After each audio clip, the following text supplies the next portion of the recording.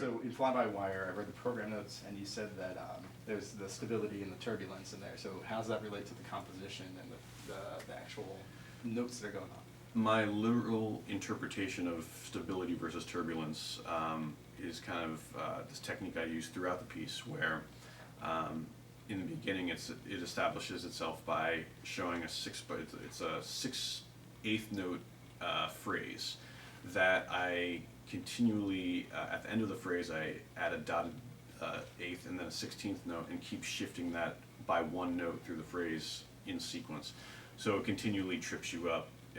You get a feeling of momentum, but at the same time, this kind of outlying trip kind of forces the group to kind of have to stay on its toes, yet while still maintaining the momentum. I can definitely feel that playing the piece, and my part isn't nearly as complex as some of the other parts, but what the guys have to do and ladies have to do in the group is it's a brain twister. It's a puzzle. They have to move around quite a bit. It's funny, you know, you try to consider the group as much as you can when you're writing stuff. You have like an idea for an effect or an idea for a piece, and you're like, well, this could be kind of difficult, but in the end I'm like, they'll figure it out. So I just write it, and I just write, you know, whatever I want, and then and then you have to make adjustments to really be realistic about it. But it's great to hear. I mean, it's a really fun effect. Do you play the parts as you write them out, or do you do it on computer? Or? This particular one I did on computer. Okay. A lot of the complicated parts. That's the great thing about composing is that it's funny. When I was younger, I kind of thought that everything you write, you have to be able to play. That was just kind of like, oh,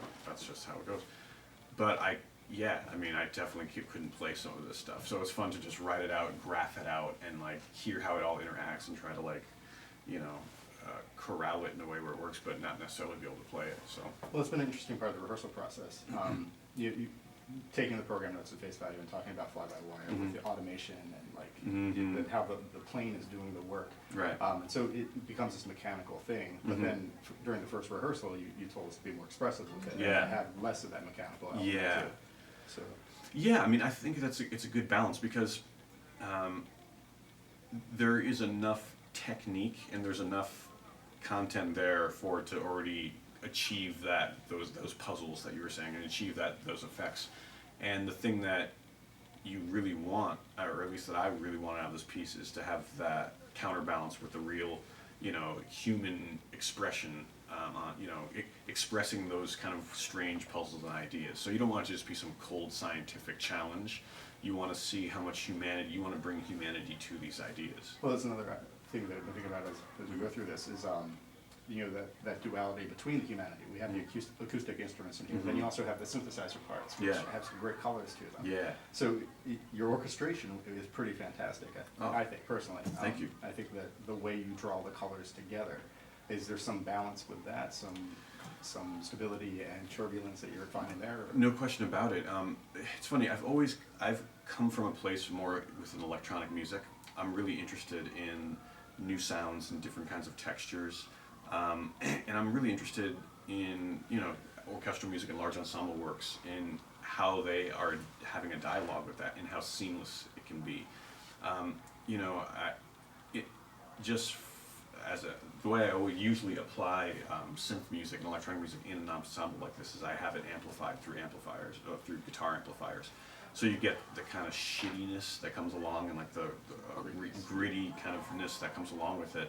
So it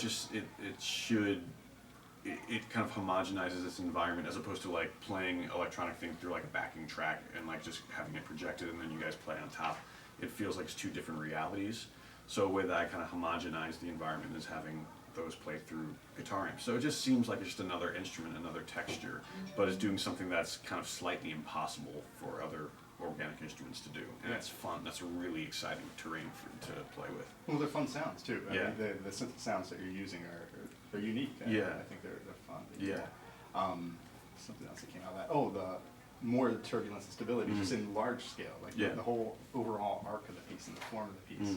There's a lot of phasing, there's a lot of looping that happens, and I've heard that in your music before. But then there's random melodies that come in. There's that oboe melody that just in the mariachi section, which you know, what inspired you to add that stuff in? Was there a particular reason, or did you just feel like you had to go there? Or? I was just going there. I'd been listening to there's this great mariachi composer who kind of ended up taking kind of classical mariachi and applying a lot of the kind of Western weird songwriting composition to it. Named, I'm going to probably pronounce his name wrong. It's Nati Kano.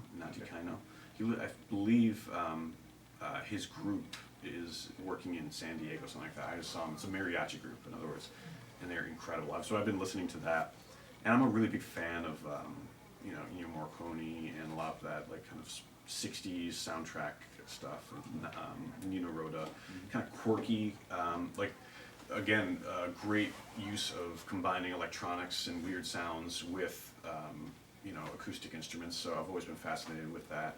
And then yeah, I mean I love a lot of the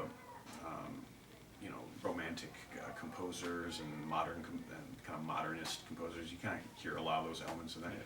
So it's just fun to like just try to reconcile those things in a way that could be cohesive and not just be like a variety show of things, finding ways to implement them where it seems seamless.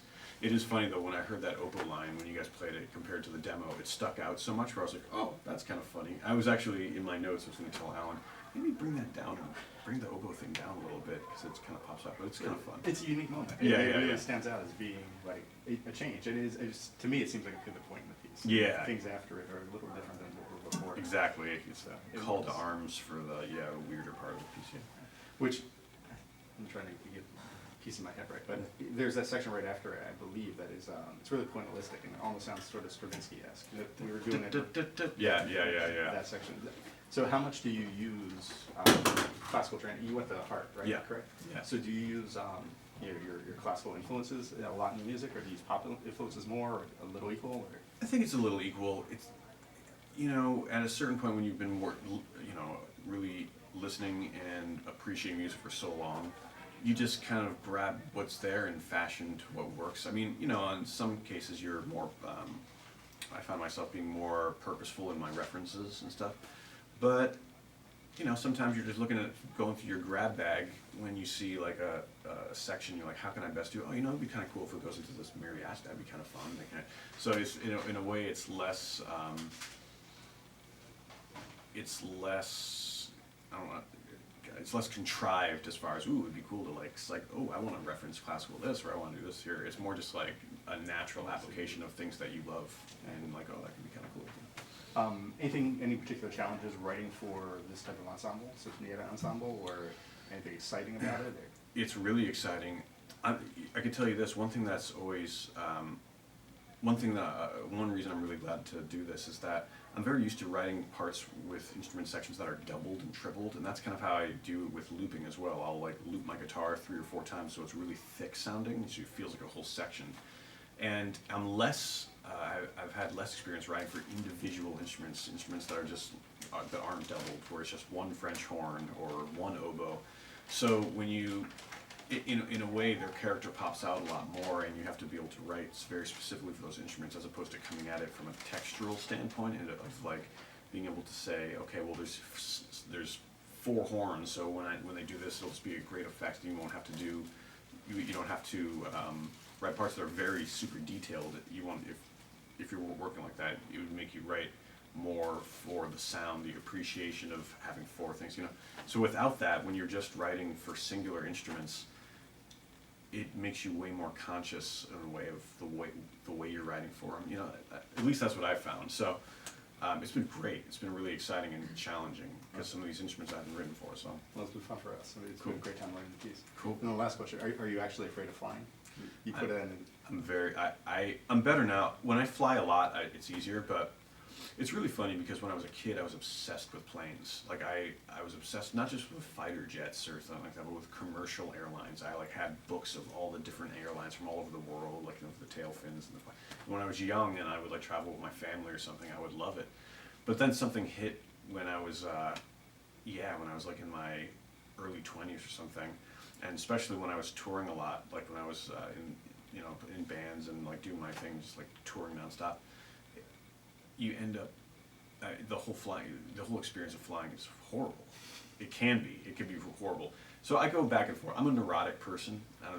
Maybe that's coming across but so that, it touches that part of me too, when you're just start thinking too much, you're in a plane and, I'm not a big fan of turbulence. So, yeah, I hate flying. We give it a lot of control there, don't we? Yeah, yeah. And that, you know what's really funny is that's the thing too, is like with this piece is like trying to hold onto the reins, try to keep the control. And if you lose control, it's a really bad feeling. And I feel like that's applicable for flying too. When you're not in control, you're just being tossed like a rag doll 40,000 feet in the air. Not a good feeling. In the same way, writing for a piece like this, it's so easy for it to go off the rails. You want to try to control it as much as you can, or else it's not a good feeling. Well, coming back around to what you started with, though, where you said that you know, finding that place where you could write parts that you couldn't play yourself. Right. And that's not control either. You're giving up control there. So it's a risky thing, but it's a growth. It is. It's a necessary thing to learn, especially trying to be creative, trying to branch out and push yourself. You have to put yourself in uncomfortable situations, in turbulence, you know. So yeah, it's healthy, but sometimes it's scary while it's being healthy. Well, it's scary for us. I mean, you wrote some tricky music, but it's a lot of fun to play that. So thank you very much. Oh, a pleasure, a real pleasure. All right. Thanks, man. Thank you very much.